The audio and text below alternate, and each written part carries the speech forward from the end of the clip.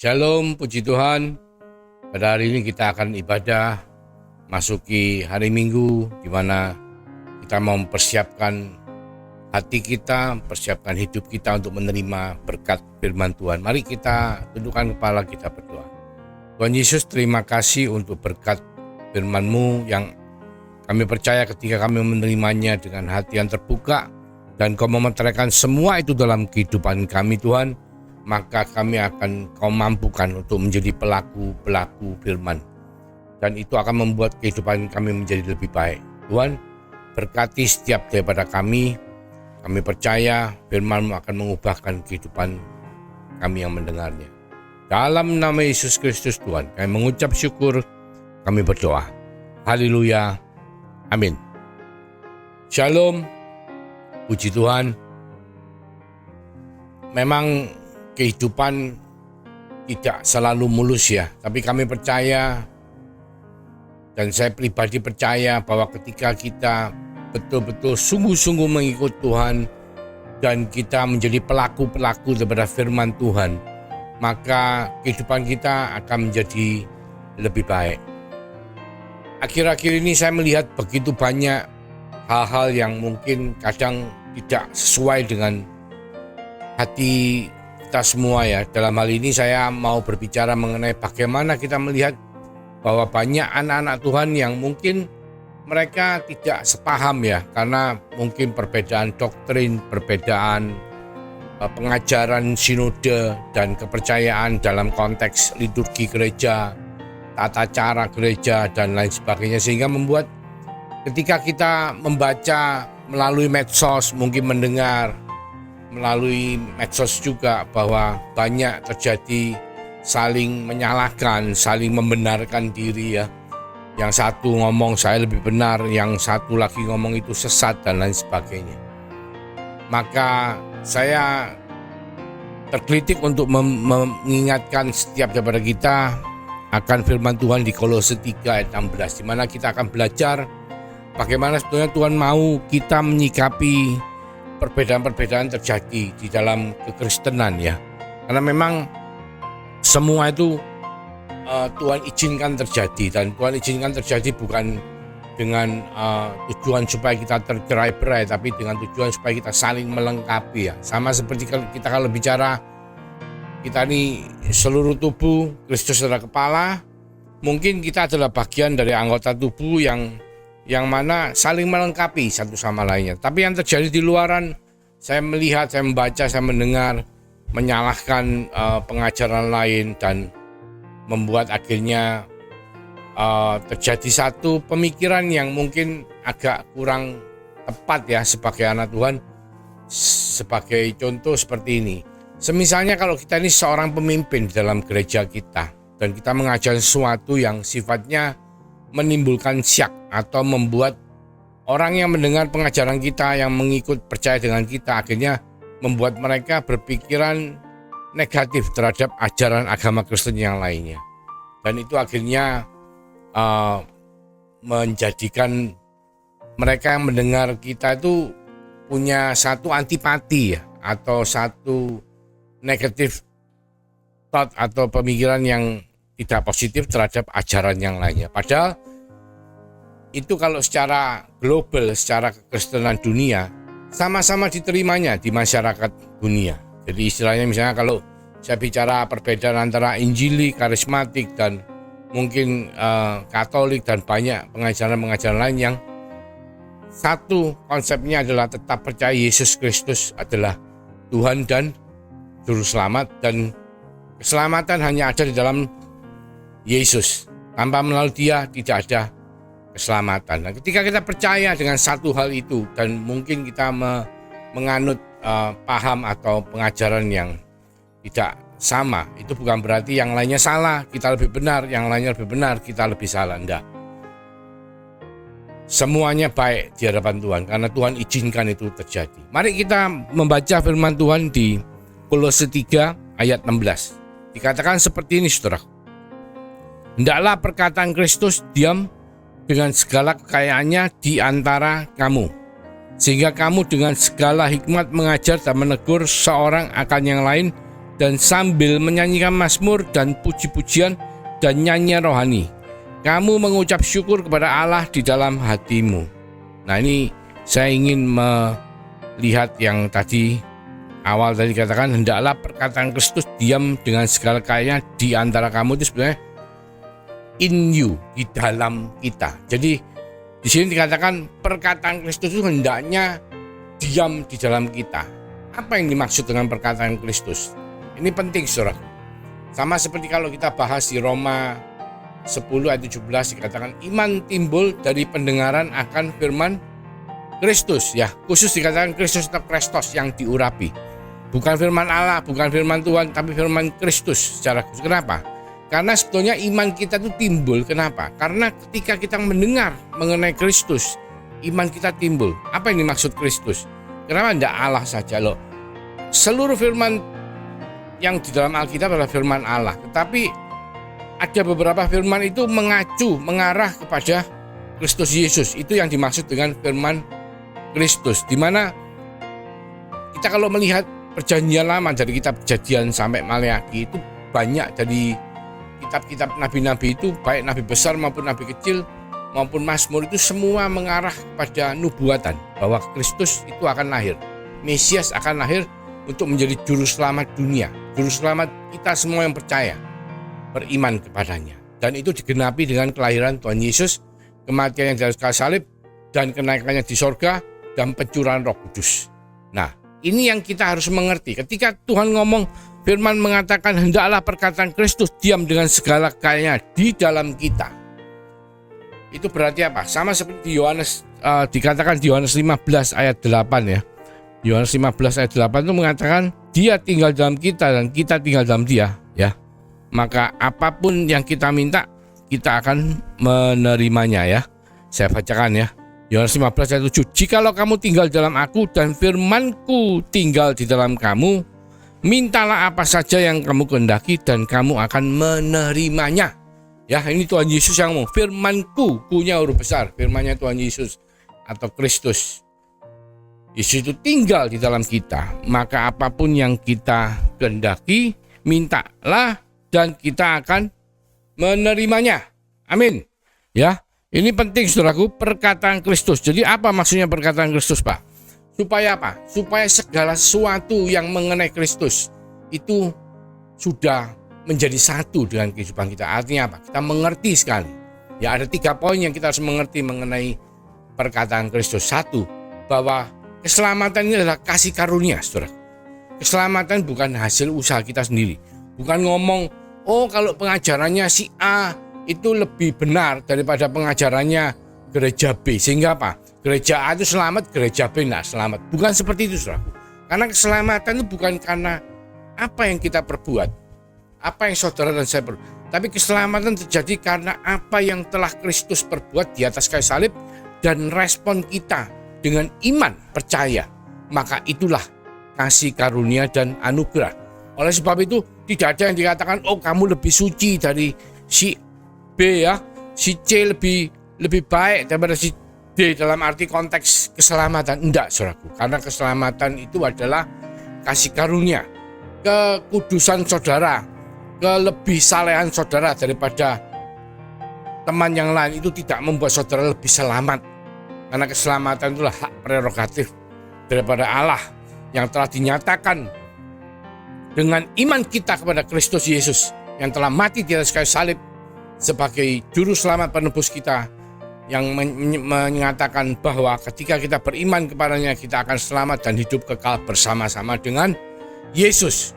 Jadi pertama, ya, kita harus mengerti yang dimaksud dengan perkataan Kristus supaya menjadi satu dalam kita adalah bahwa konsep keselamatan itu adalah kasih karunia, bukan karena perbuatan saudara dan saya, bukan karena kita lebih saleh, bukan karena kita lebih suci, bukan karena kita lebih kudus, bukan karena kita lebih rohani, bukan karena kita lebih ngerti teologi, enggak, tapi karena iman kita kepada Kristus Yesus sebagai Tuhan dan Juru Selamat. Dan itulah yang menyelamatkan. Itu adalah kasih karunia Tuhan. Jadi janganlah saudara mengatakan, oh kalau kamu dari aliran si B, dari aliran si C, kamu nanti tidak selamat. Tidak, saudara. Tuhan di dalam firman-Nya mengatakan, dapatkah aku menemukan iman ketika orang itu kembali bersama-sama Tuhan? Dan firman Tuhan mengatakan, orang yang mati di dalam Tuhan akan langsung kembali kepada Tuhan. Ya, jadi iman yang menentukan keselamatan, kasih karunia yang Tuhan berikan kepada setiap daripada kita yang percaya dengan iman bahwa Yesus Kristus adalah Tuhan dan Juru Selamat. Ya, itu yang pertama. Kedua, saudaraku, bahwa ada jaminan keselamatan yang diberikan kepada setiap daripada orang yang percaya. Apa yang dimaksud dengan jaminan keselamatan? Jaminan keselamatan adalah ketika kita percaya, beriman kepada Yesus Kristus sebagai Tuhan, dan selama kita memelihara iman kita sampai pada harinya. Hari Tuhan itu ada dua pilihannya. Pertama adalah ketika kita telah selesai menyelesaikan tugas kita di bumi, ya, kita kembali kepada Tuhan. Nah, itu hari Tuhan. Atau hari Tuhan yang akhir-akhir ini kita sering bahas, ya, mengenai gempa bumi, mengenai penyesatan, mengenai perang yang terjadi antara bangsa dengan bangsa. Dan itu semua sedang terjadi, saudaraku. Bahkan hari-hari ini makin intens. Kita tidak tahu kapan itu akan terjadi. Tapi Tuhan mengatakan bahwa semuanya itu sudah dekat, ya. Tuhan mengingatkan saudara dan saya, dan kita semua tahu bahwa pada dunia yang sekarang ini, saudaraku, bukan zamannya pada waktu Perang Dunia Kedua. Saudara mungkin masih ingat Perang Dunia Kedua ketika tentara Amerika menjatuhkan bom di Hiroshima dan Nagasaki, ya, di Jepang, ya. Dua kota itu dijatuhin bom, saudaraku. Dan bom itu mengakibatkan kerusakan yang luar biasa. Bahkan bom nuklir, ya, radioaktif. Itu dampaknya sampai banyak sekali orang yang meninggal. Itu kelihatannya sangat mengerikan. Tetapi hari ini, saudara, lebih daripada mengerikan. Karena ketika kita bicara hari ini, ada sekitar 1/3 tempat di muka bumi ini yang sudah menjadi target dari sasaran bom nuklir. Dan bom nuklirnya itu bukan cuma sekedar seperti Hiroshima dan Nagasaki, tapi bahkan puluhan ribu, jutaan kali kekuatannya daripada itu.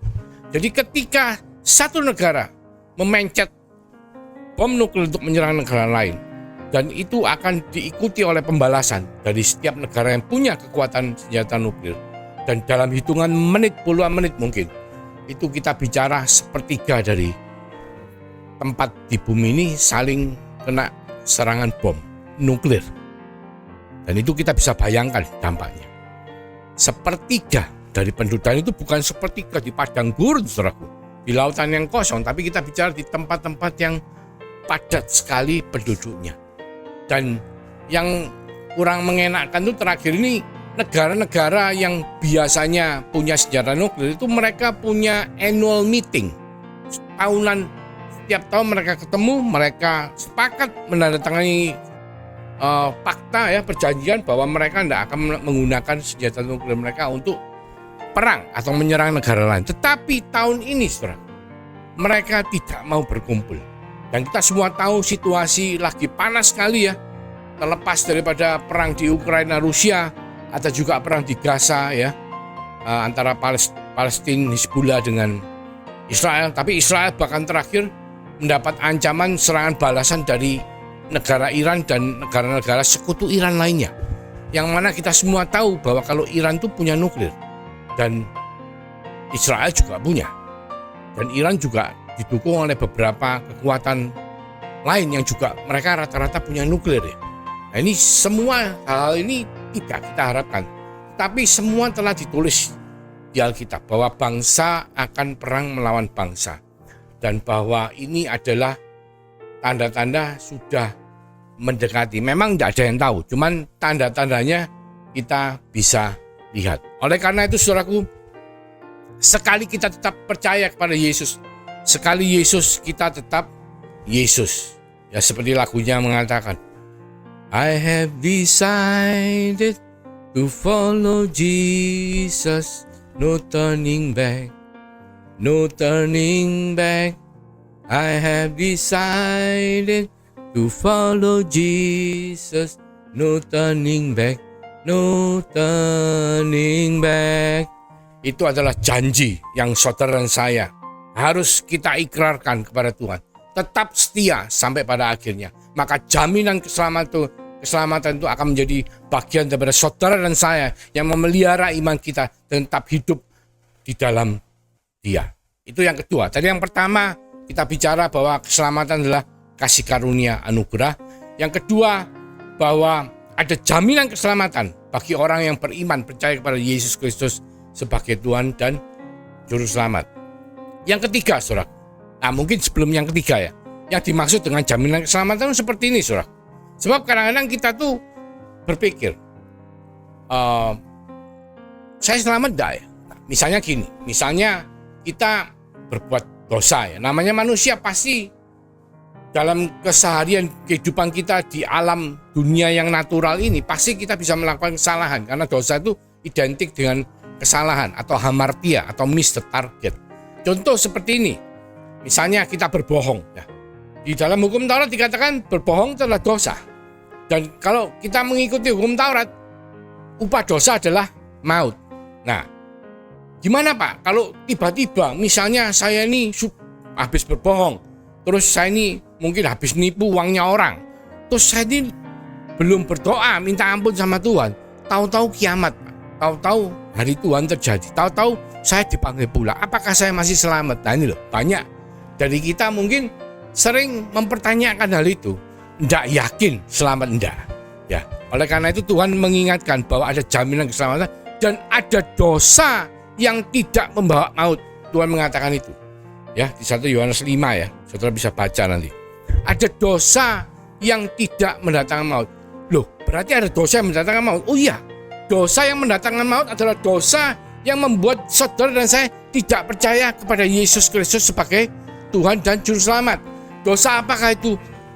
Dosa menghujat Roh Kudus. Tidak percaya sama Roh Kudus. Karena apa? Karena Roh Kuduslah yang memampukan saudara dan saya untuk kita bisa percaya kepada Yesus Kristus sebagai Tuhan dan Juru Selamat.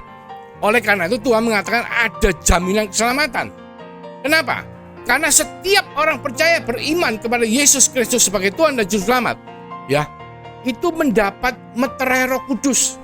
Ya, di dalam hari pencurahan Roh Kudus, saudara dan saya yang percaya beriman, kita telah dimeteraikan Roh Kudus yang menyertai kita untuk selama-lamanya. Ya, 3 poin. Poin pertama, keselamatan adalah kasih karunia anugerah. Kedua, ada jaminan keselamatan dalam Tuhan. Dan untuk bisa pasti ada jaminan itu, Tuhan memeteraikan Roh Kudusnya dalam kehidupan saudara dan saya, yang menyertai setiap daripada kita orang percaya selama-lamanya. Jadi tidak pernah meninggalkan kita. Bukan terus pengertiannya seperti ini ya. Saudaraku, mungkin beberapa teman-teman kita di luar ngomong, ayo kita berdoa, kita datangkan Roh Kudus di tempat ini, kita hadirkan Roh Kudus. Loh, enggak, saudara. Roh Kudus itu sudah ada dalam diri kita, karena kita semuanya adalah bait-bait Allah. Bait Allah itu apa? Rumah Allah. Siapa? Allah Roh Kudus. Allah Roh Kudus ada dalam setiap daripada orang percaya yang beriman pada Yesus Kristus sebagai Tuhan dan Juru Selamat. Jadi kita bukan mengundang mereka datang, enggak, tapi kita menyembah mereka dalam roh dan kebenaran. Seperti dikatakan di Yohanes 5 ketika Yohanes 4 ya, ketika Tuhan Yesus berbicara kepada wanita Samaria di sumur Yakub, dikatakan, hari ini engkau menyembah Allah di Yerusalem, tapi nanti akan tiba saatnya engkau tidak menyembah Allah di mana-mana, tapi engkau menyembah Allah dalam roh dan kebenaran. Ya, kenapa? Karena roh itu telah dimeteraikan dalam hidup kita, dan kita menyembah Allah, ketemu dengan Allah, karena kita telah dimeteraikan oleh kuasa Roh Kudus. Dan kuasa Roh Kudus itu yang memampukan saudara dan saya beriman kepada Yesus Kristus sebagai Tuhan dan Juru Selamat, dan yang memampukan kita untuk masuk ke dalam hadirat Tuhan.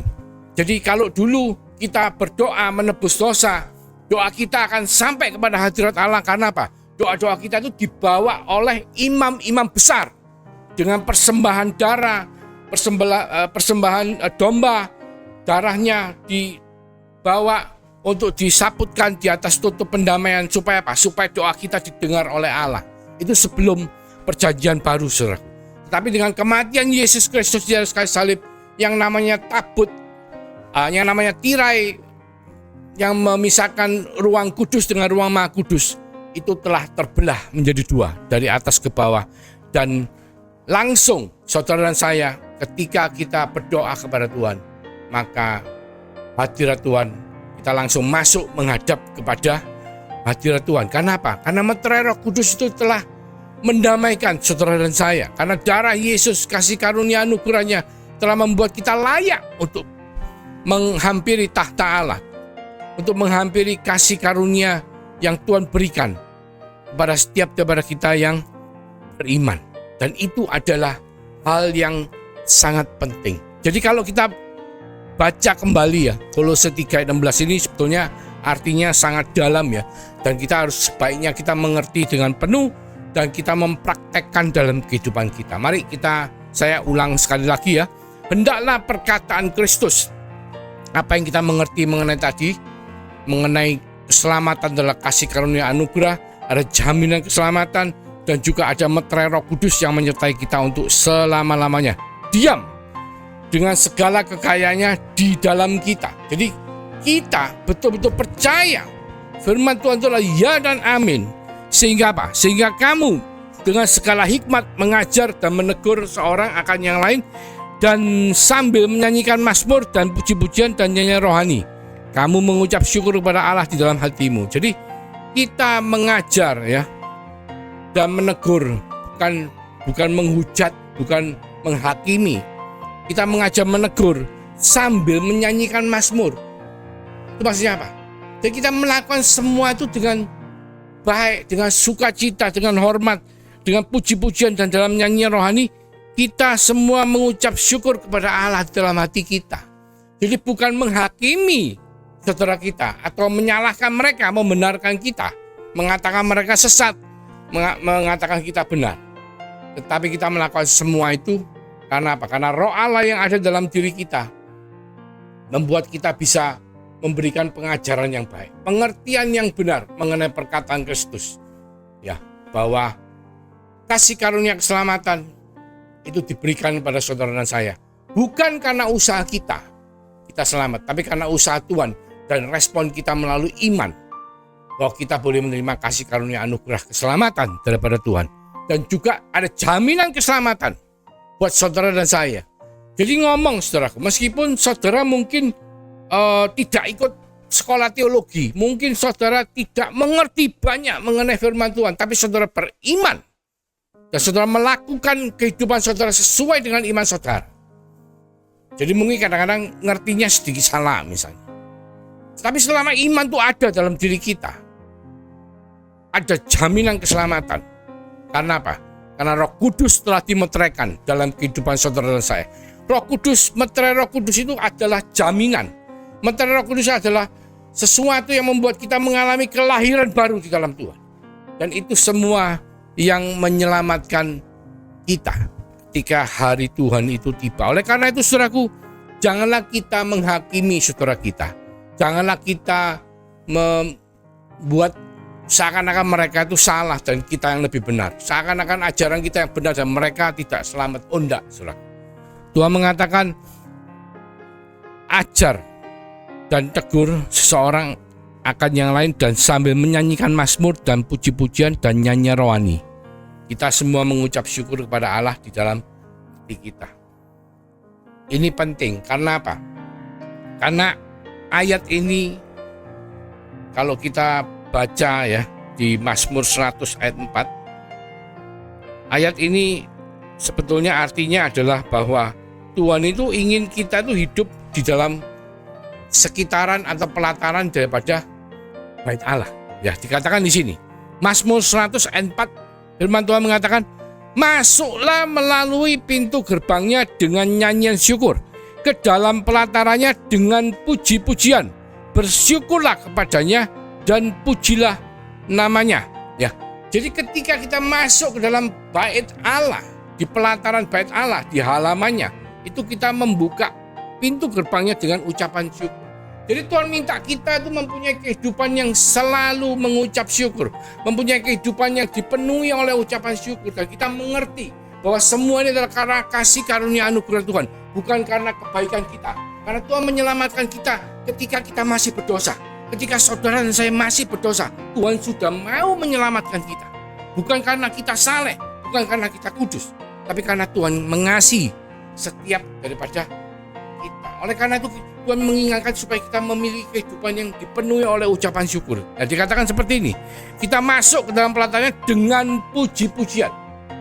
Ya, seperti tadi katakan, dengan kita mengajar menegur dengan mazmur dan puji-pujian, dengan ucapan syukur yang betul-betul ada dalam kehidupan, dalam hati kita. Supaya apa? Supaya kehidupan kita ini sekitaran bait Allah. Ketika kita hidup sekitar bait Allah dengan meterai Roh Kudus yang ada dalam hidup kita, maka ketika kita berdoa, kita menghampiri takhta kasih karunia Tuhan. Kita akan langsung, doa kita langsung didengar oleh Tuhan. Dan itu yang Tuhan kehendaki dalam kehidupan kita di dunia ini. Di dalam zaman yang kita semua tahu bahwa memasuki menjelang zaman-zaman akhir ini, saudara dan saya harus saling mendukung, harus saling menguatkan antara sesama anggota tubuh Kristus. Karena hari Tuhan sudah dekat. Hendaklah perkataan Kristus ini diam dengan segala kekayaannya di antara kamu atau di dalam saudara dan saya, sehingga saudara dan saya dengan segala hikmat mengajar dan menegur seseorang akan yang lain, dan sambil menyanyikan mazmur dan puji-pujian dan nyanyian rohani, kita semua mengucap syukur kepada Allah di dalam hati kita. Janganlah kita menghakimi saudara kita, tapi kita tetap dalam konteks kehidupan sekarang, mungkin di medsos kita tetap memberitakan mengenai firman Tuhan. Kita tidak menghakimi saudara kita, tapi kita memberitakan yang benar, mengajak mereka bermazmur, bersama-sama kita memuji memuliakan nama Tuhan. Itulah yang Tuhan kehendaki dalam kehidupan saudara dan saya. Kiranya diberkati orang yang mendengarkan firman Tuhan, mementeraikannya dalam hatinya dan melakukan dalam kehidupannya. Mari kita berdoa. Terima kasih Tuhan untuk firman-Mu mengingatkan setiap daripada kami untuk kami boleh menjadi pelaku-pelaku firman, kami boleh mengerti mengenai perkataan Kristus supaya itu semua diam dalam kehidupan kita, dan dengan itu kita boleh hidup bersama-sama saudara seiman kita, rekan-rekan sepelayanan, rekan-rekan seiman sebagai anak-anak Tuhan, supaya ketika pada hari akhir kita tetap hidup di dalam Engkau dengan hati dan kehidupan yang penuh dengan ucapan syukur, karena kami tahu bahwa keselamatan itu adalah kasih karunia anugerah daripada-Mu, dan ada jaminan yang menyertai, bahkan Kau memeteraikan Roh-Mu dalam kehidupan setiap daripada kita, untuk kita tetap sampai pada akhirnya dan menerima mahkota kehidupan. Terima kasih Bapa. Berkati setiap daripada kami yang mendengar dengan kasih karunia daripada Tuhan Yesus Kristus, anugerah yang telah diberikan dan telah dimeteraikan oleh Roh Kudus-Mu yang telah menyertai, memberkati, melindungi, menolong, menghibur setiap daripada kita, membuat iman kita bertumbuh, membuat kita tetap setia sampai pada akhirnya. Mulai dari hari ini Tuhan, sampai Engkau datang kedua kalinya, bahkan sampai Maranatha. Di dalam nama Tuhan Yesus Kristus, kami semua yang percaya sama-sama mengatakan haleluya, amin.